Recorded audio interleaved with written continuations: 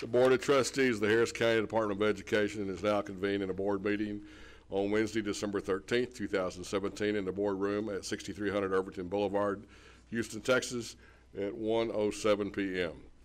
I wish to extend a warm welcome to everyone present in this meeting of the Board of Trustees. As trustees, we are here to set goals, listen to reports from the superintendent, approve budgets, contracts, personal appointments, and make policy for the district. It is not the role of the board to make day-to-day operational decisions.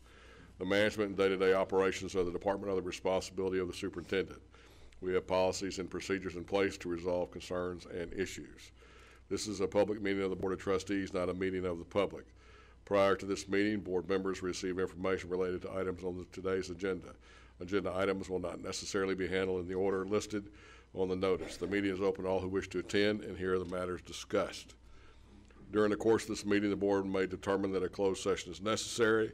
In that event, the board will meet in closed session to consider matters duly posted for this meeting as permitted by sections 551.071 to 551.084, inclusive of the Texas Government Code. I respectfully ask that you please refrain from talking while others are speaking and that cell phones are turned off or in silent mode. Thank you for taking the time to join us and for your interest in the Harris County Department of Education. We will have the invocation by Denise Johnson from Adult Education. Y'all please stand.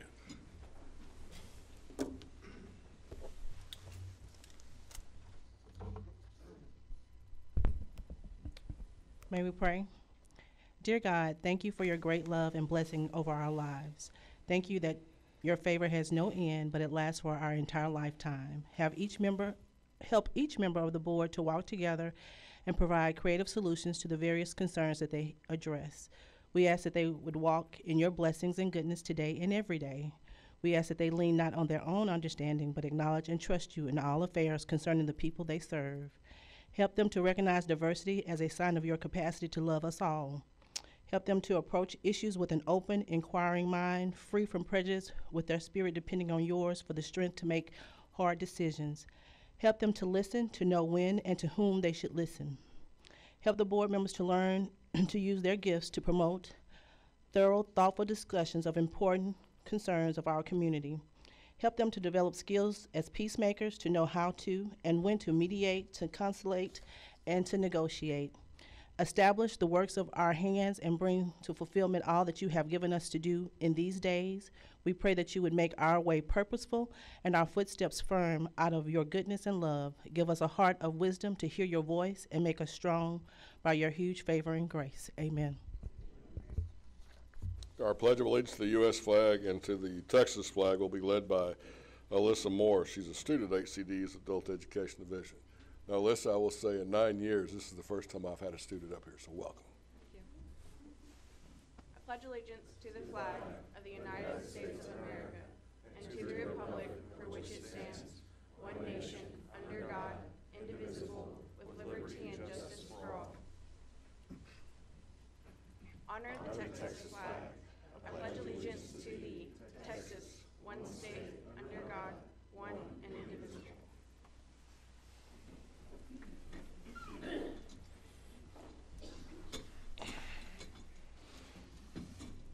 Silas Carter, welcome. And then we have two people who have signed up to speak to the board. Jonathan Miller.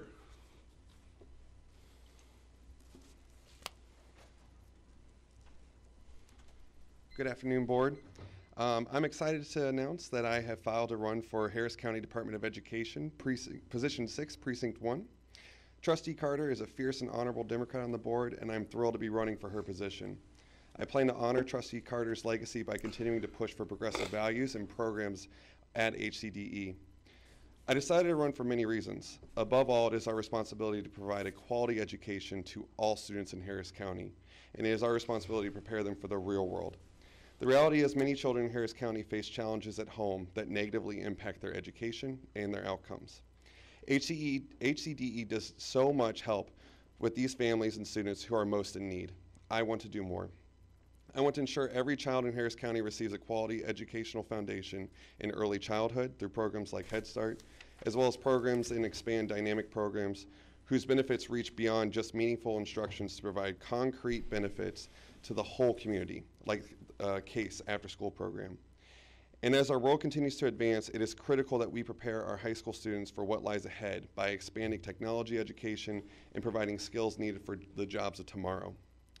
The HCDE board is currently controlled by Republicans whose ultimate mission is to eliminate the HCDE and other democratically elected boards all over the country.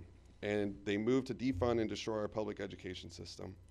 There are HCDE board members who prefer to use taxpayer money to name buildings after their family members instead of using the money for programs that benefit Harris County's children. I want to take back control of HCDE and put our children first. So hopefully you'll join me for voting me on March 6th, Jonathan Miller, for HCDE Precinct 1. And I hope you all have a Merry Christmas, Happy Hanukkah, Happy Holidays, and Happy New Year. Thank you. Just a point of clarification, there are some board members that are Republican that are not trying to close the department down. And also another point of clarification is that money that for that name was raised privately. There were no taxpayer funds used for that. So, all right, with that being said, Mr. Wallenstein, that is your turn.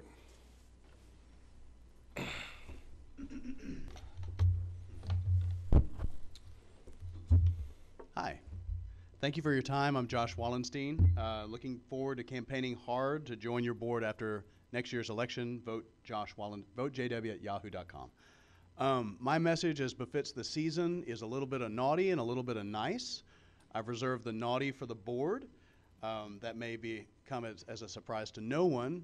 I continue to be frustrated with certain decisions. I'd like to take a few moments to speak about the difference between ethical and legal. At last month's policy meeting, Trustee Dick was right. You are the board, and you make your own policies. Apparently, you can even make them and then ignore them, as you've done with your decision to name a building after Trustee Wolf's mother. The irony is that in the same meeting where you decided to retain your conflicts of interest policy without modification, in the same meeting where you confirmed that the policy prohibited you from naming buildings after people living or dead, the same policy that stated that prohibition twice because it's so important, in that same meeting where you confirmed this policy applies to your action, you also made the active decision to continue to violate it. This is negligence of your fiduciary duty as trustees, and you continue to ignore this at your peril. But I'm here to speak to the difference between legal and ethical. You may indeed be legally allowed to name that building after your trustee's mother. You are also legally allowed to march down the street screaming racist epithets and Nazi slogans. Neither is ethical, both are reprehensible. The policy, your policy, prohibits it twice because it underscores your ethical obligations. It underscores this prohibition twice because it is so clearly a dereliction of your fiduciary duty as elected officials to name buildings after your relatives. Period, full stop. It's so clearly inappropriate that certain trustees appear to have changed their minds about it. It's your fiduciary duty, but also your ethical imperative to schedule a vote to remove these names from your buildings once and for all. And so please, I implore you, start acting like the elected officials that we deserve. Finally, a quick message on the nice part of the speech. And I saved it for your staff. I saved it for the HCDE staff because I said a few months ago, you're our unsung heroes. I'd like to sing a little bit of your heroism right now. You've made heroic and monumental efforts this year in the face of Katrina and otherwise. Day in, day out, you are the focus, you place the focus of your county and your county's school kids and your county's public schools first and foremost. And so I want to thank you from the bottom of my heart as a citizen, as a candidate, sure, but as a citizen of this county.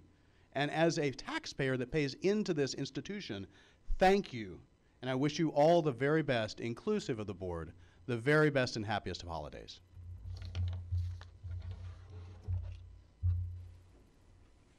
All right, Superintendent Monthly Report, James Colbert Jr. Thank you, Chairman Evans. Not a lot to add for this week, this month, but certainly want to recognize yesterday we had an opportunity to once again collaborate with Bates Collision that for the past 19 years have donated a car, 2 cars, to a needy family of our Head Start division. Ironically, this year, because of the catastrophe of Hurricane Harvey, one of the people who actually received the car was an actual employee of our Head Start program, who's also a parent who has kids in the program. But yeah, it's just absolutely wonderful to see when the business community can collaborate with public education to support the people of the community. And I think the Bates Collision serves as an excellent example for all of the other businesses out there to try to follow. Just really tremendous. We've put a promotional video together. I think Helen's going to show that real quick, and I'll have some closing remarks.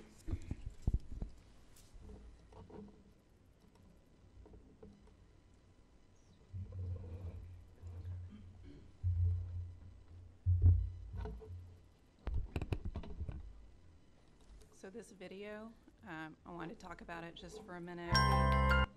We spoke with the recipients of the vehicles ahead of time so that we could share their stories. We will also be live streaming tomorrow's event. It's at 10 a.m. at Channelview. And so if you go to our Facebook page, facebook.com/HCDETX, you'll be able to see that live stream. So I would encourage everyone to log in and check it out. Thank you.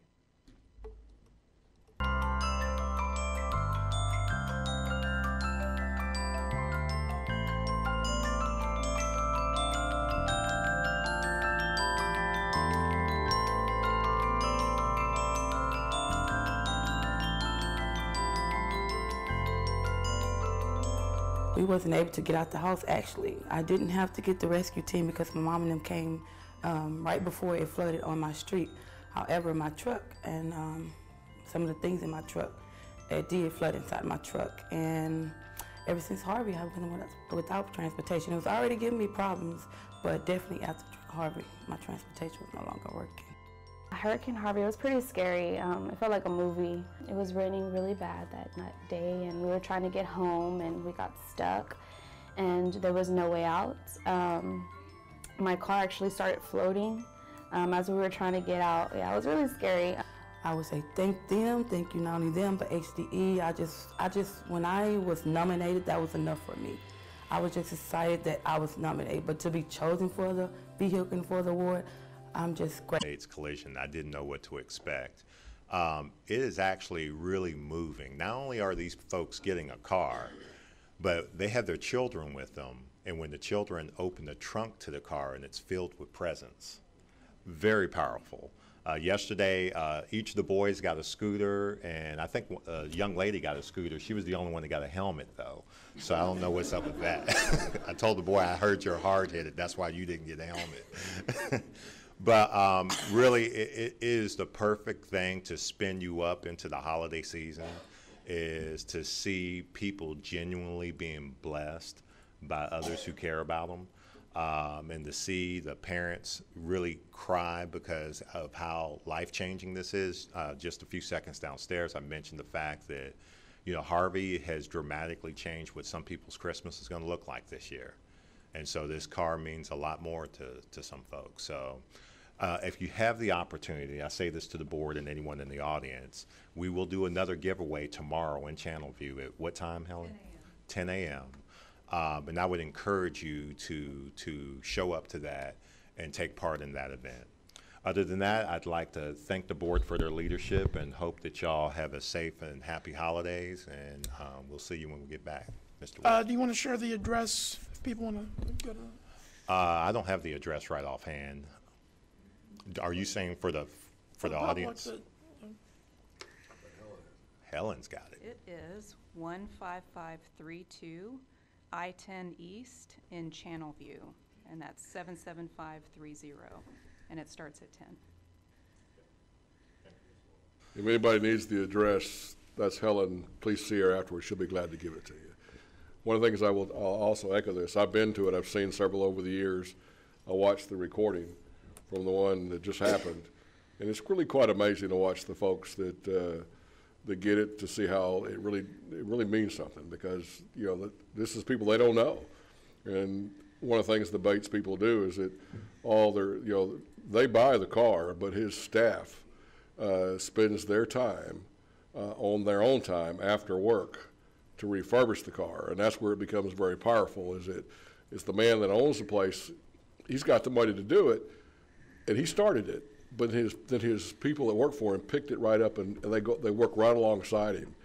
And it's really quite has agreed on a voluntary basis to participate in trainings they deem appropriate for the governance of the department. In the spirit of this commitment, the following hours of training and orientation have been completed from January 1, 2017 through December 5th, 2017. Lewis Evans, I had 3 hours. Eric Dick had no hours. Erica Lee Carter had 1.5 hours. George Moore had no hours. Don Summers had 1.5 hours.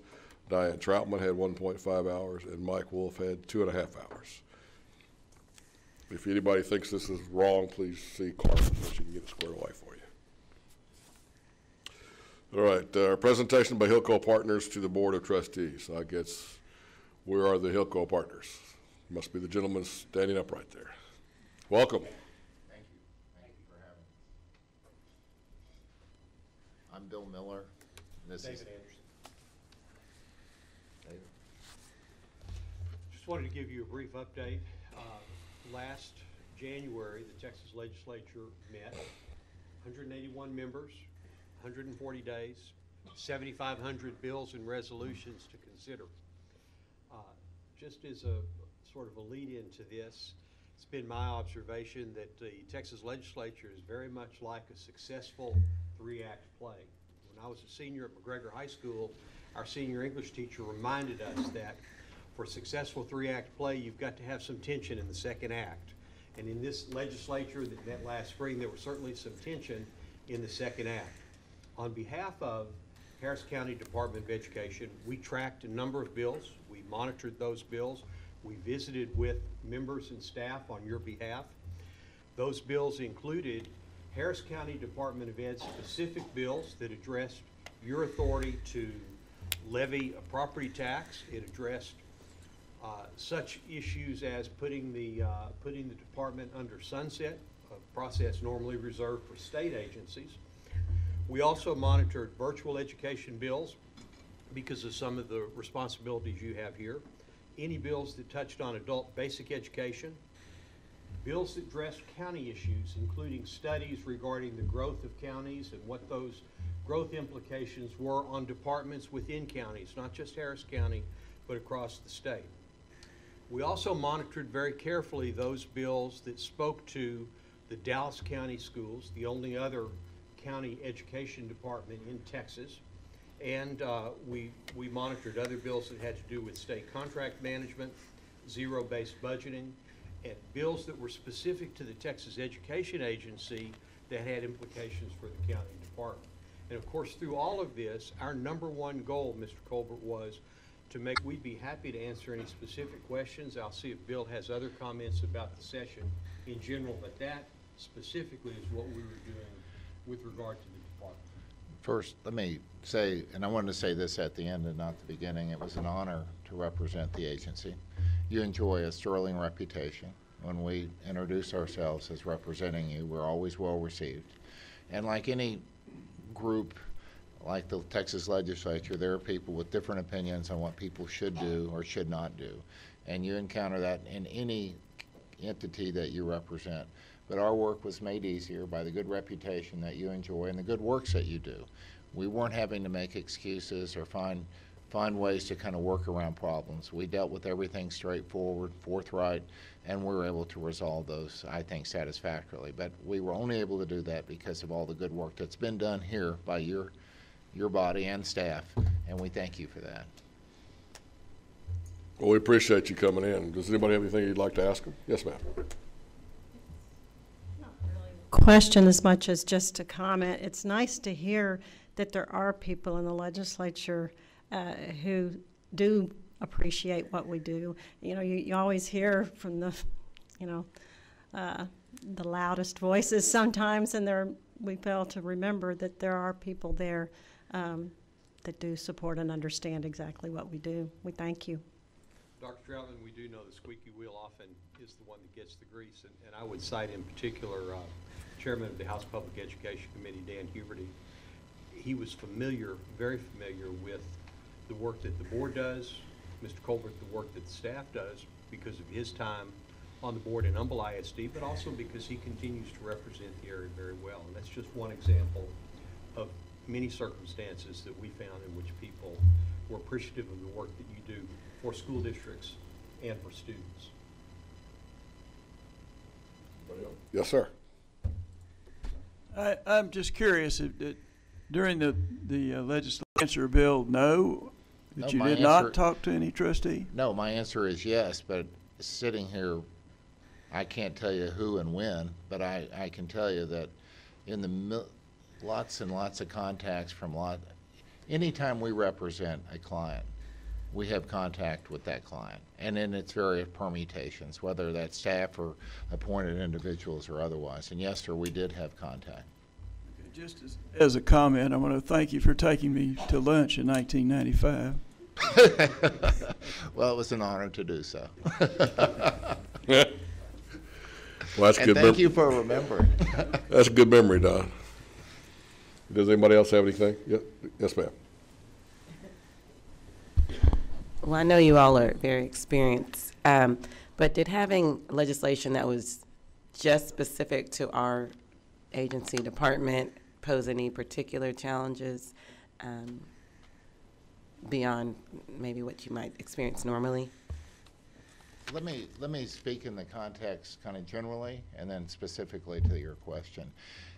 The legislature, as all of you have witnessed, has become gradually more conservative in recent years.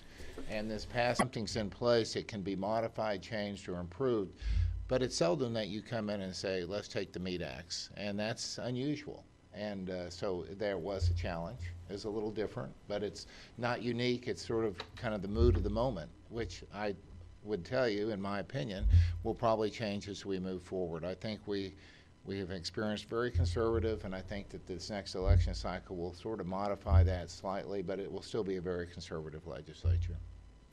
Ms. Carter, pardon me. The big challenge that I saw we had on behalf of HCDE was once you get beyond Harris County, many legislators aren't familiar with the work that you do. So it was answering the questions they had about exactly what is this entity. And in that regard, there were so many things we could point to show what the department does for school districts and specifically for students through early childhood, through special ed support, what you do with adult basic education. So that was a big challenge.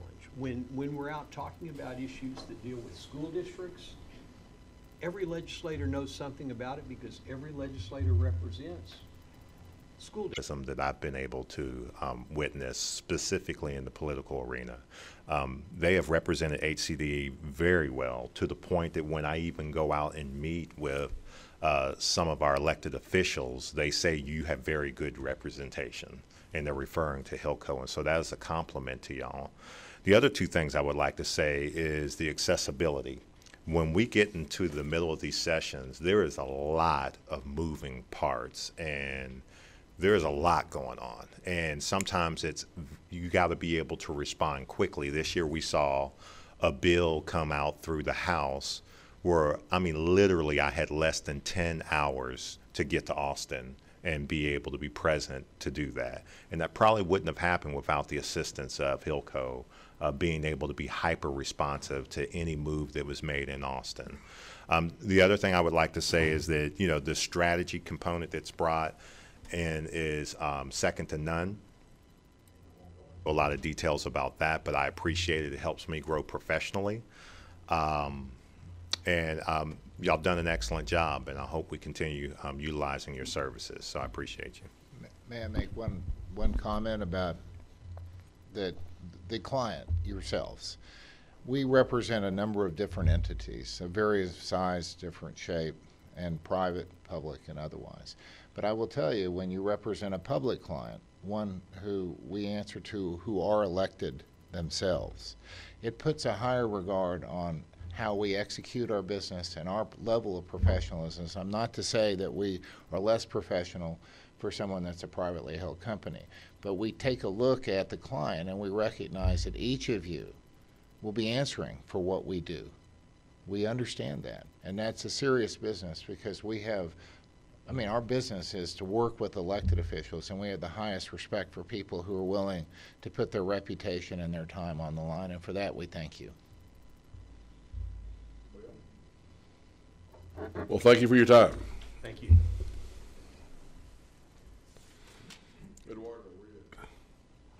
We're gonna have a report, annual report of the HCDE Adult Education Division.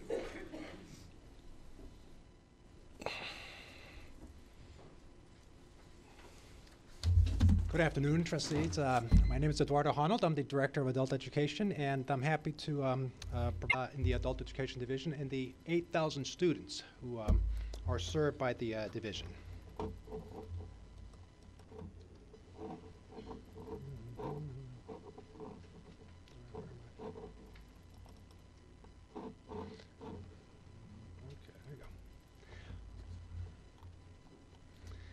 So the mission of the Adult Education Division is still to provide basic skills classes for adults that need education. We offer adult basic education, GED preparation classes, and now we offer vocational training classes as well. For adults needing to learn English, we also offer English as a second language. Just to give you a snapshot of our last year, we are one of the members of the Houston-Galveston Area Council Consortium that serves all of the Gulf Coast area. We have a budget of a little over $4 million, offered close to 700 classes, served 8,000 students at a cost of about $528 per student per year. We had a staff, mostly part-time, of about 285 students and a full-time equivalent ratio of about 68 FTEs. As you can see from the graphic, we are a big program in the consortium. We are 35% of the consortium, and in fact, we became the largest provider, not just in the consortium for adult education, but in the state. HCDE is one of the largest provider of adult education in the state of Texas right now. Just to give you a sense of who we serve, about 70% of our students are English language learners and trying to improve their English so they can better participate in the workforce and be better participants in the community. 28% are ABE students, adult basic education students, meaning that they have reading and math skills that are below the 9th grade level and are trying to improve those. And we have 2% of our students are adult secondary education students who have skills above the 9th grade level and are trying to obtain their high school equivalency and or vocational skills to move on to the workforce or go to college. In terms of our enrollment, we saw a slight decrease in enrollment compared to last year, and I'll get into the reasons for that in a minute.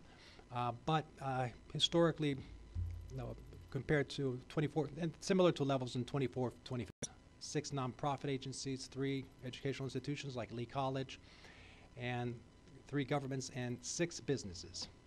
So we have a wide range of partnerships that support the adult education agenda. These are the numbers of students that are associated with each of these sites. Just to give you a couple of the highlights, Harris County itself serves about 1,500 of these students right here at the Irvington Learning Center.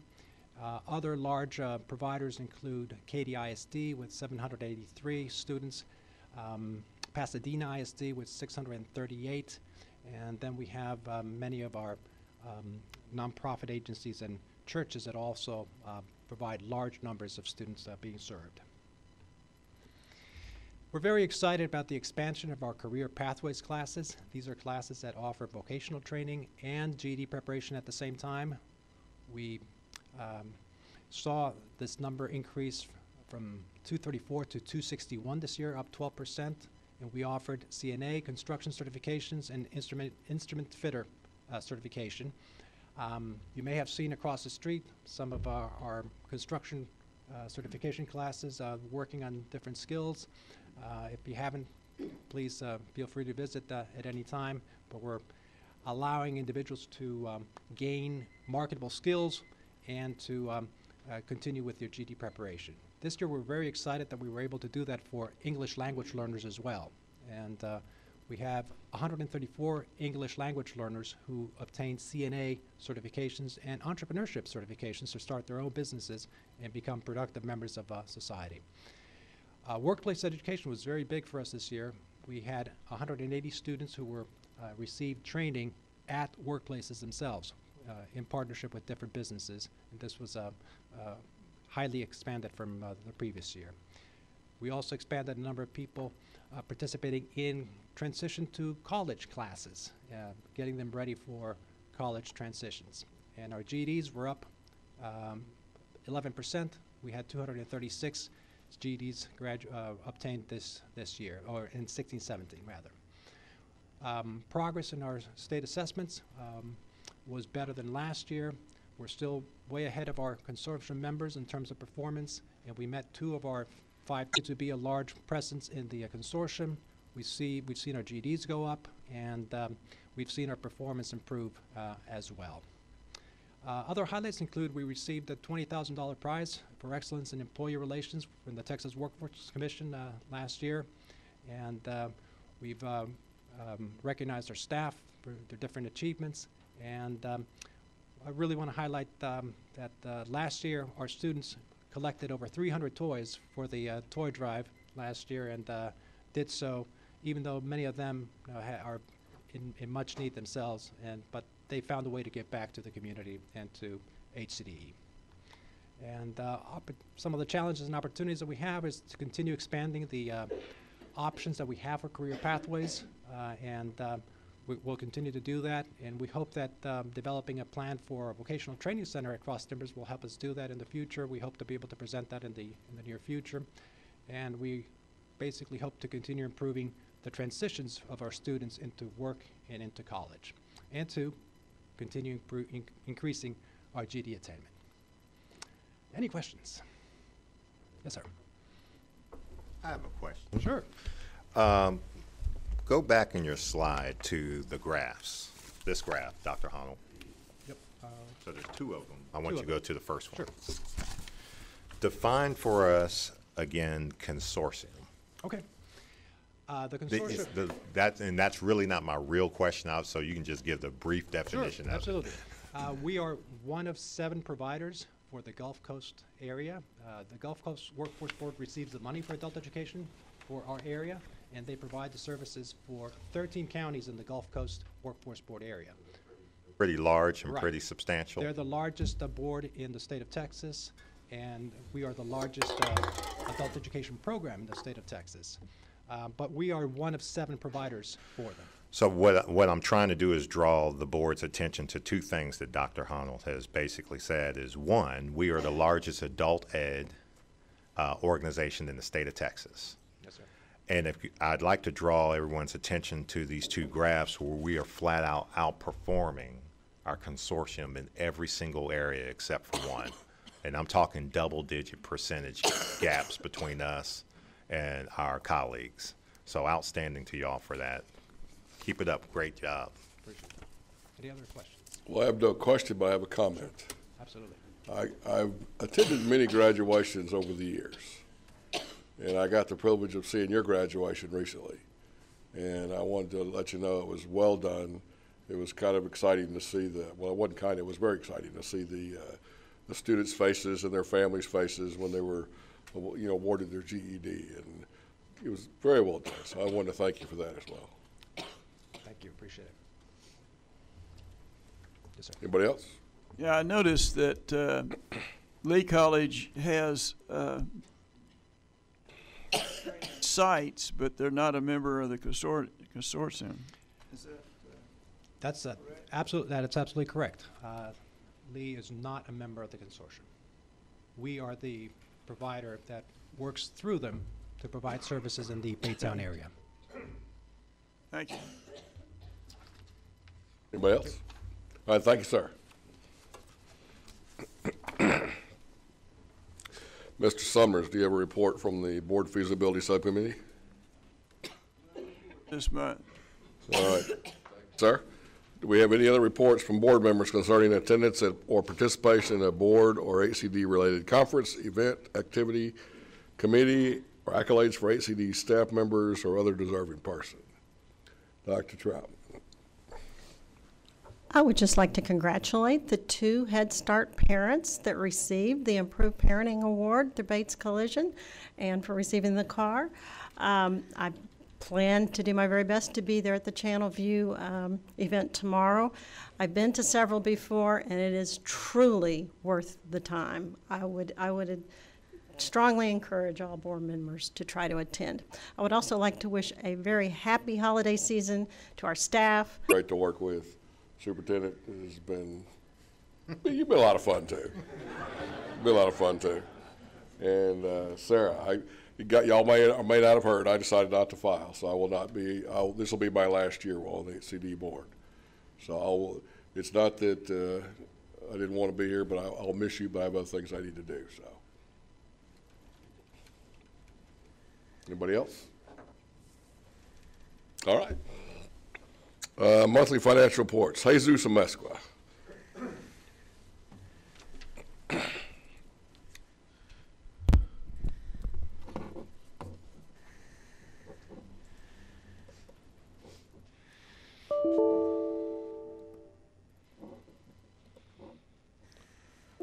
A little bit short this month. You have a copy of the disbursement report, the investment report, in a separate handout. Our balance sheet as of November 30th, you have $29,223,870, liabilities of $2,236,773, fund equity and appropriated year-to-date of $29,223,870.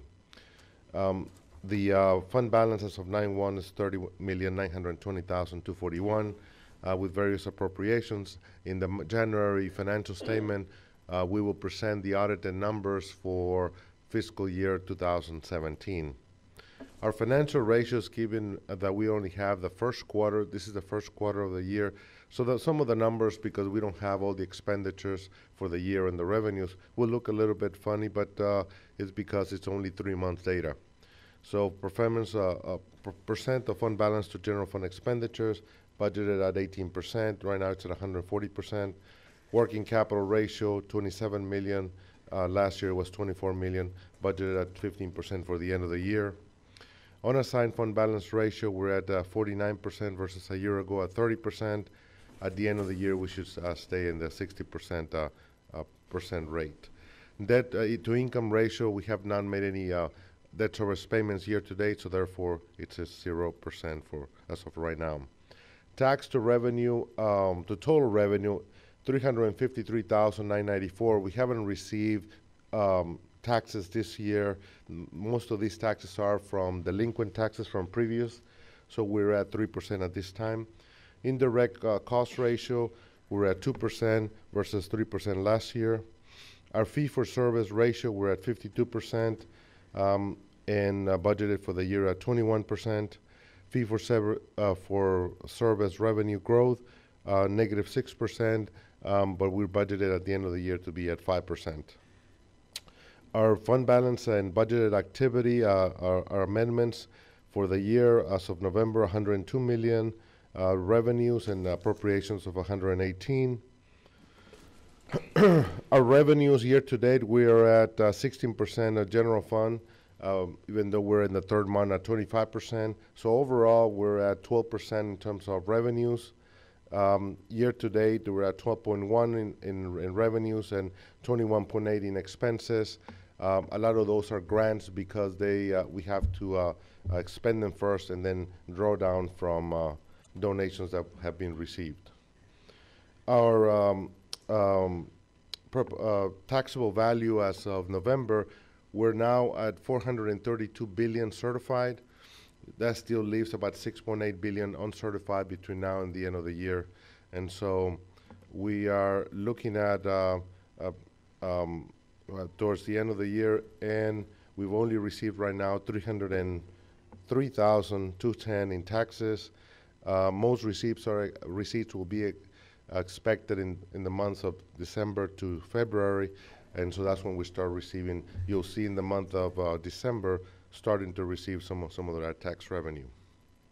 Our disbursements for the month were 535 checks, 545 transactions, 6 transfers. totaling $2,714,567. Detail of that is in a separate document, and all of them, all the documents are posted on our website. Our segment information for profitability, we have certification minus 19,698, records management positive 50,785, school-based therapy subsidized to the level of 744,903, schools at this point in time at 607,365, and then choice at 44% ratio, a profitability variance of 551,332 for the first quarter of 2018.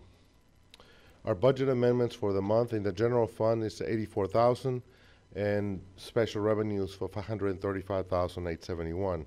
In the general fund, we have some divisions that move from one division location to another. For example, special schools move to the 4th floor, and then communications to the 2nd floor.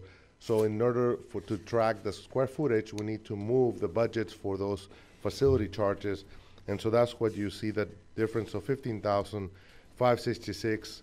Those are transfers between accounts and no effect on fund balance. The only one that has an effect is for the position of a board secretary, which is later on in the agenda for approval.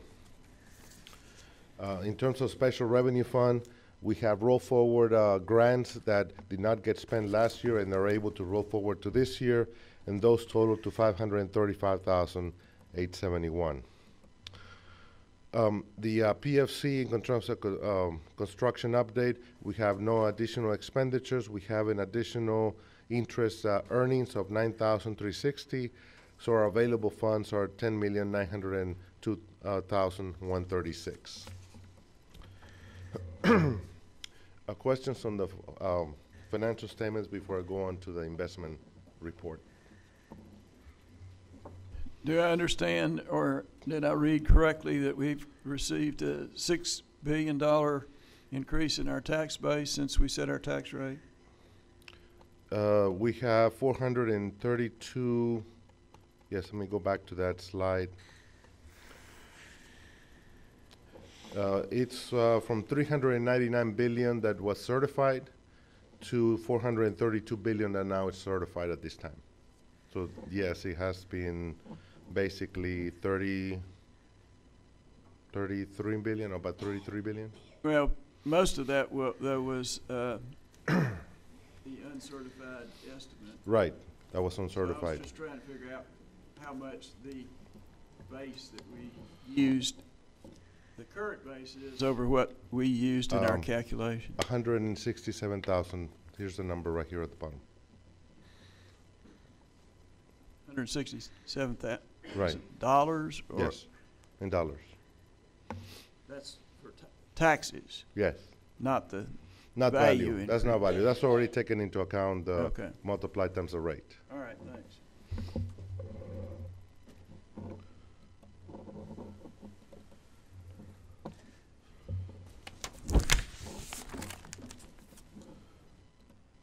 Our investments as of November, we have 34,745,575, of which 23,843,580 are HCDE and the PFC as the remainder.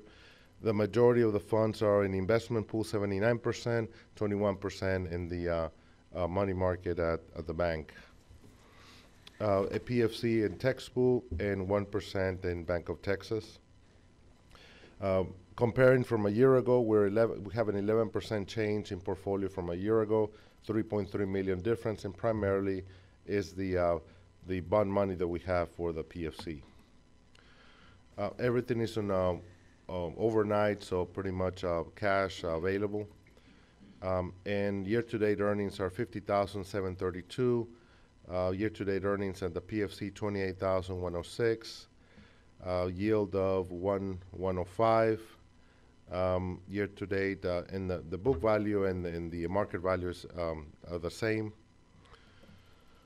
And the yields have been consistently going up. It's kind of stayed the same the last 3 months at 102, 105, rates in the investment pools. Questions on our investment report? Okay. Thank you.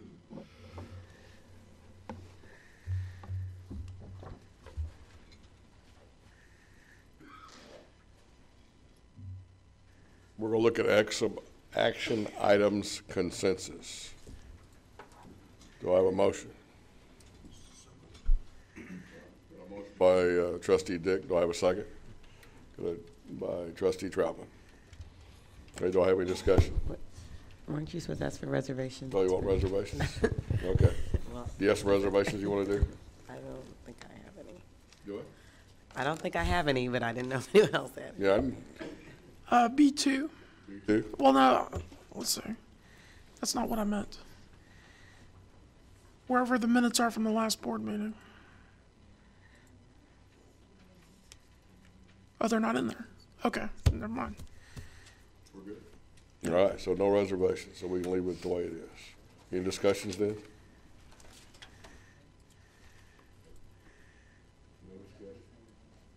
We don't discuss anything in our committee meetings, which we do, so. Anybody else? Okay. All in favor, please raise your hand. All opposed? All abstaining? So we have 6-4, 1 abstention. So we'll go to action items non-consensus. 7A, consider approval of contract renewal. Exceed, not to Not exceed, to because it's a flat fee. Yeah. Amount of. You want me to move to, I'll move to amend this item, take out the words not to exceed and exchange it with the word of. I make that motion? If you agree, then that's a friendly amendment. All right, we got a friendly amendment. Any other discussion? Yes. Okay. Since we're talking about this contract, we didn't get any answer from Mr. Miller about what trustees that he might have talked to. Does any trustee here volunteer to say that they actually communicated with Hillco? I would just like to say that that might be something we don't want to be known. So it very well could be. Full reports on things because it does sometimes divulge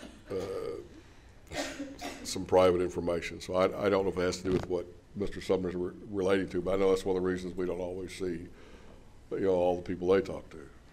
Just I figure Mr. Colbert's going to say something. Right now, it's my understanding that, first of all, the fee structure that they've currently provided for us is actually below the typical fee structure that they actually do. This is the first time in 6 years Harris County Department of Ed has not been called to the table for an interim study.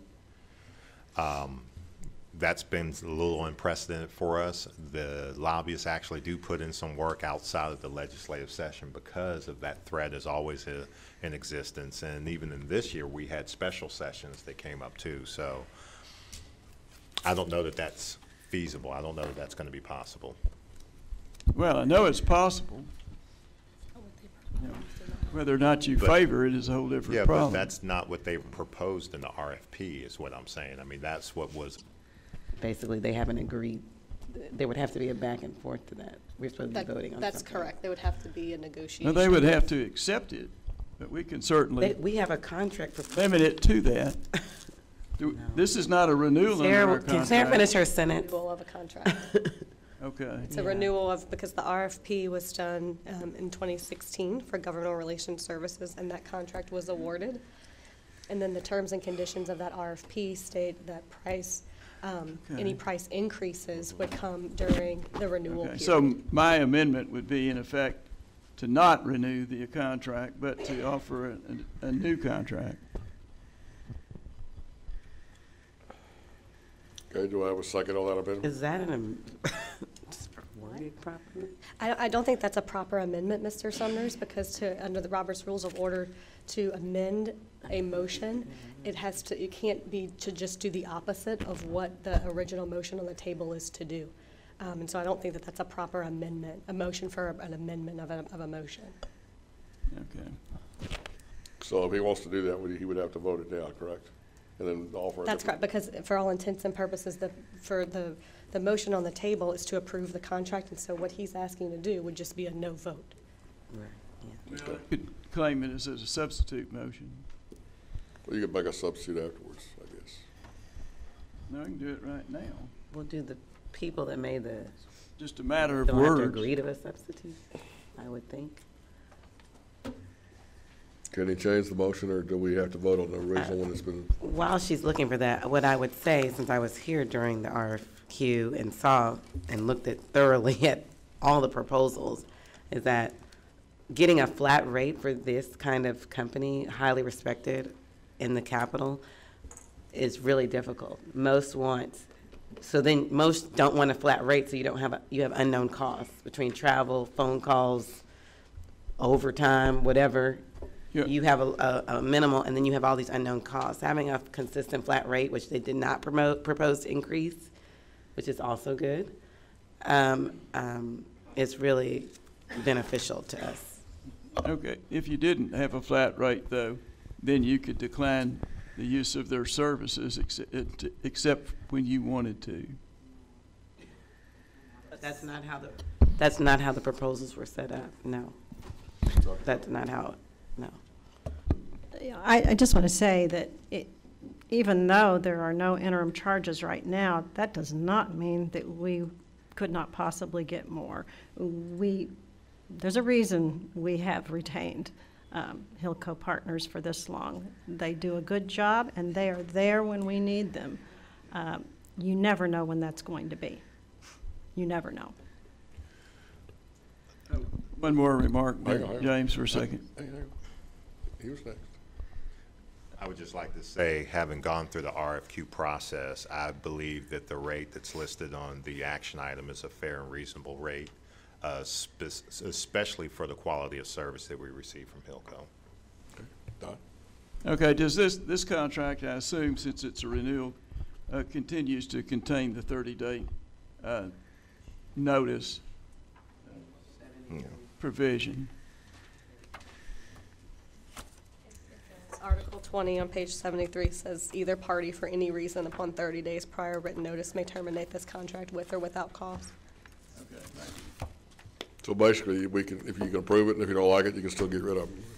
That's the problem. But I do understand why you contract them when it's not, the legislature's not in session, because as they so aptly have put it, they have to, you don't just go knock on somebody's door and say, hi, talk to me. You got to you have to have contacts, and you have to have relationships, otherwise people won't talk to you. So that does happen during that time. So, all right. So we have a motion that's been made. We have a second, and we've had discussion. Is there anybody else? Okay, all in favor, please raise your hand. Okay, all opposed? Okay, motion passes 4-3. Okay. Consider approval of the proposed annual budget calendar for FY 2019. Do I have a motion? A motion by Dr. Trautman. Okay, do I have a second? Second it. Second by Eric Dick. Do I have any discussion? Okay, all in favor, please raise your hand. Okay, motion passed unanimously. Consider approval of one full-time equivalently FTE clerical support position for the HCDE Board of Trustees. Do I have a motion? So moved. I'll second it. Do I have a discussion? This is just to establish the position, right? Yes, sir. Okay, all in favor, please raise your hand. All opposed? Stated?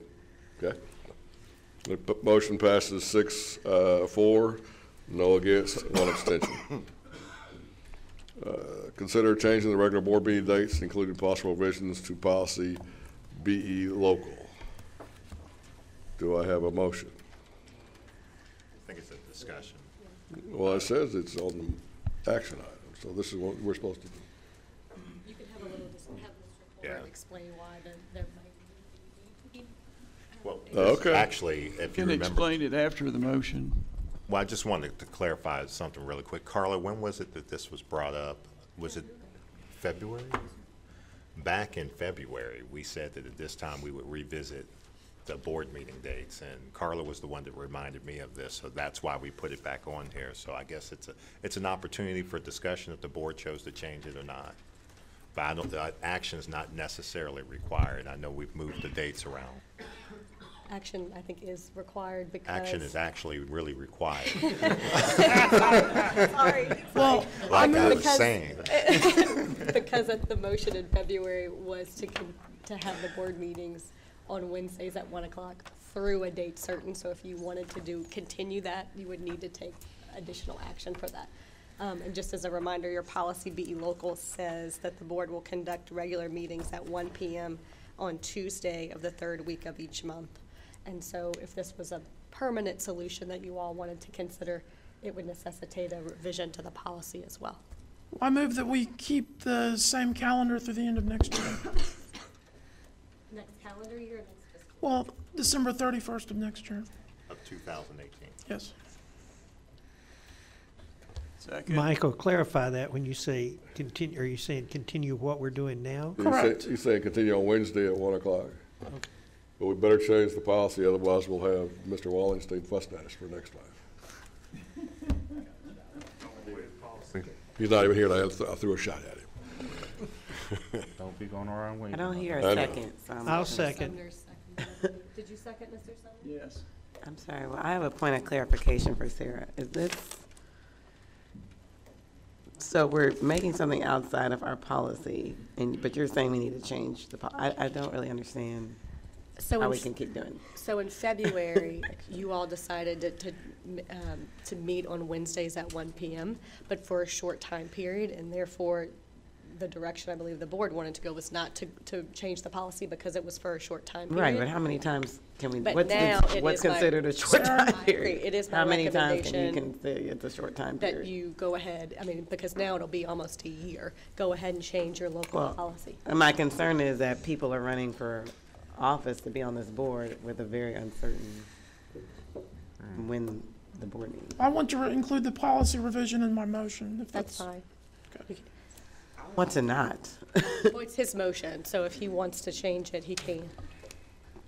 Don't policy revision have to go through policy committee? Change his motion, but yes, the policy, he can change, if Mr. Wolford desires to change his motion, he can. I would remind the board that you have a policy that says any change to policy requires 2 readings, a first reading and then a second reading, except under, I can't remember if the word says emergency or urgent or unusual or necessities under circumstances. So you could, if the board desired to change the policy today without 2 readings, that would require waiving your local policy that requires 2 readings. It's gonna waive stuff again. Yeah, we're gonna waive stuff. We're Well, getting there. Moving stuff around.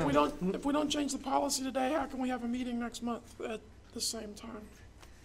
You could make by your original motion today, you could do that and then also move to put it on next month's agenda for a first reading of the revised policy. That would be my recommendation. If the board wanted to permanently change to Wednesdays at 1 p.m., would to be continue your original motion, Mr. Wolf. That's fine with me. And then add on to it to place the item on the agenda, policy BE local on the agenda for January under first reading.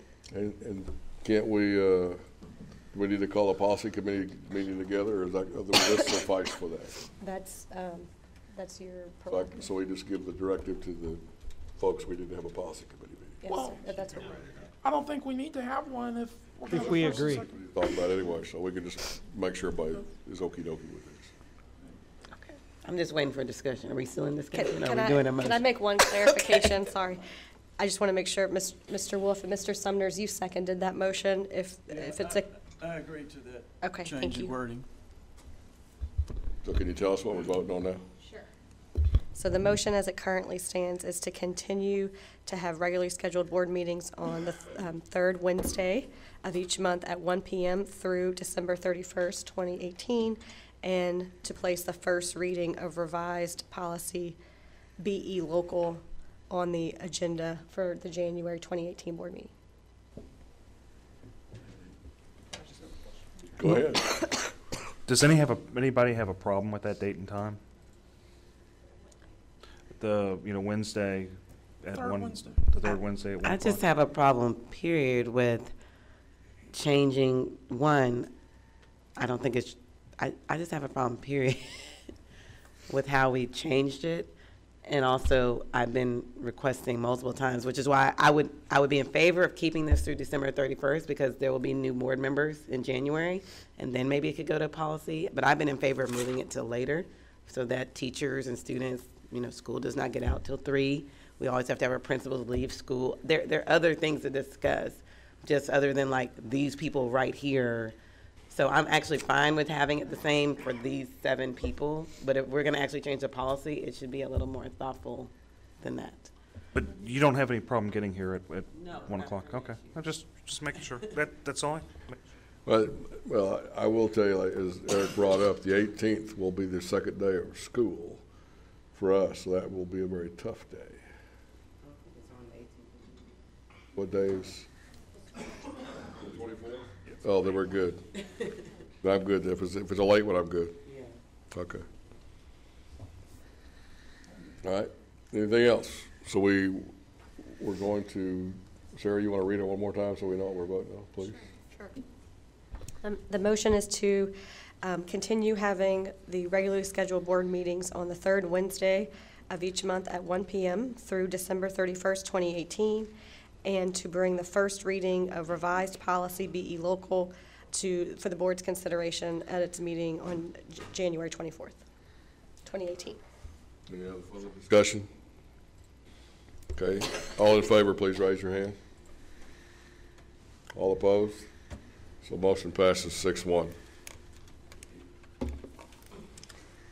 Where are we? Oh.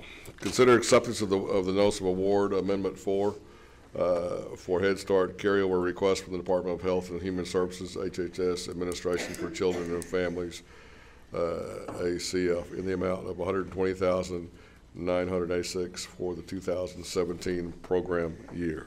Do I have a motion? So moved. Got a second by Dr. Troutman, and first motion by Trustee Dick. Any discussion? Yes, at this month's council meeting for Head Start, there was an item brought up about being able to request a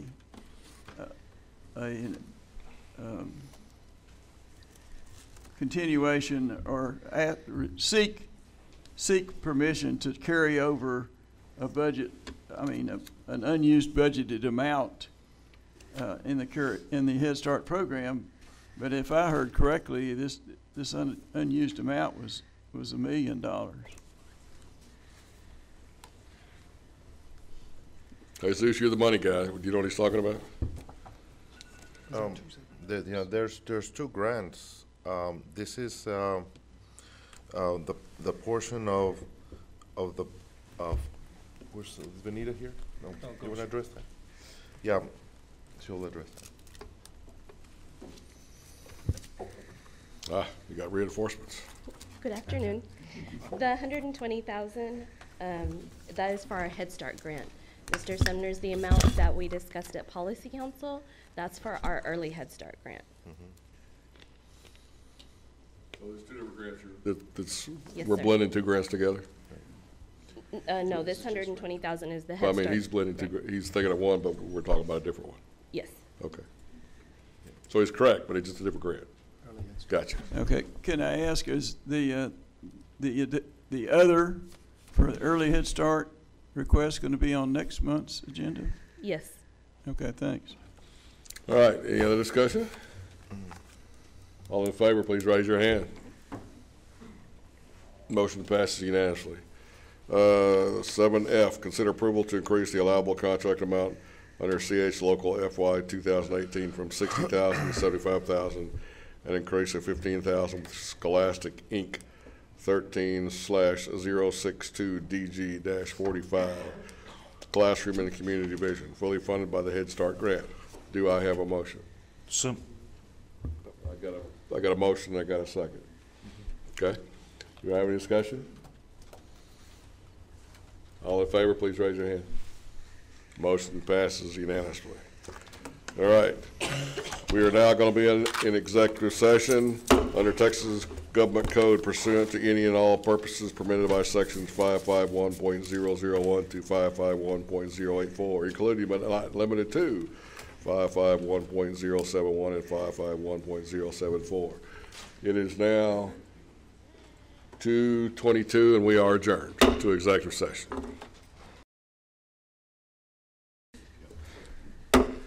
It's 3:20 and the board is back in session. And the first thing to look at is possible action regarding the superintendent's contract. Do I have a motion? Yes, sir. Okay, Mr. Moore, would you tell us your motion? Yes. I move to amend the superintendent's employment contract to extend the term through June 30th, 2021, and to increase the superintendent's annual base salary by 9%, and to authorize the board president to execute the third amendment to the superintendent's employment contract. Second. Okay, I have a motion, I have a second. Do I have any discussion? Yes, ma'am. I would just like to say on behalf of myself and my constituents, Mr. Colbert has done an outstanding job this year. There have been many challenges academically, from legislative session, obviously Hurricane Harvey, but he has stood strong. Our public perception, and I can tell you, has broadened as far as become more well-rounded on what we do. We're not just known for being a thorn, we're known for being a rose. And I think that is very important in this greater education community. And I appreciate the support he gives to the staff and the communication he gives to the Board of Trustees. And I hope you have continued success because it will help benefit students across Harris County. Yes, ma'am. Would like to echo those sentiments as well. I'm very proud of the work that Mr. Colbert has done in the 3 years he's been here. It's amazing what he has accomplished. I'm very grateful for his leadership, and I look forward to much more of it. Just on a side note, that means that we will reconsider your salary in June. Extension. May reconsider. Yeah. What did I just say? You said will. Oh, well, okay. I didn't say shall. All right, Mr. Dick. sure. I think you've done a good job. I think it's a hard job. It's a time-consuming job. Imagine you've lost a lot of good time with your family pursuing your career. I think there are some things you do very, very well. And I think there's still some things you learn and you will learn how to do better. And I'm more happy than dishappy that you're the board president. I think you are doing a good job, James. I do. Anybody else? Michael? Okay. Yes, sir. Yeah, I do want to say thank you for your efforts. I think that you work very hard, and it does reflect in the department and all the employees that seem to support you, and I appreciate that a lot. And I think you were very concerned about the signals we give you, right? So the signal we're giving is that we're going to, they're proposing to extend your contract, okay, and they're proposing to give you a raise. So you're going to get an extension and a raise. Okay? Yes, sir. Any questions? No. Okay. All right. Anybody else have any discussion? Okay, all in favor, please raise your hand. Okay. All opposed? All abstaining? So it passes 4. I think it passes 3. Not pretty good. It's 4. Don't count very good. Okay. Anyway, it's 4-4, 1 abstain, and 2 against. Okay. Do I have any other motions right now? Adjourn. Got a motion for adjourn. Do I hear a second? Second. Got a second? All in favor? Okay, motion pass unanimously. We're out of here. It's Merry Christmas. 3:24.